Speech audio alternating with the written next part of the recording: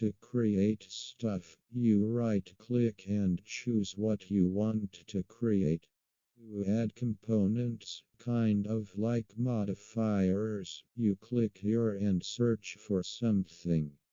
To create a script, right-click here, then create, then C# script and double-click it to open. Void start is a function that happens once as soon as you run it, and void update is a function that happens every frame.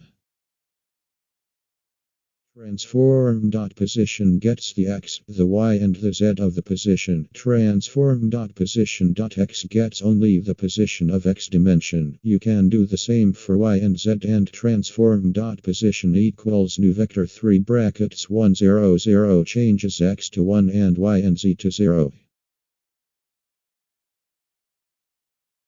Input.getAxis brackets horizontal gets the input of U and D of their keyboard. If they go right pressing D, it gives a 1. If they go left pressing A, it gives a -1. Then you can add that output to the player position. But here we are also multiplying it by time.delta time, because if you have higher frame rate, then you will go faster because the update is being called more. So if you multiply by time.delta time, no matter how many FPS you have, you will go the same speed.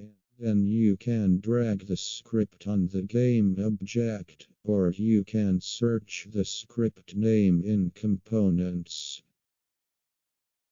Then your player moves.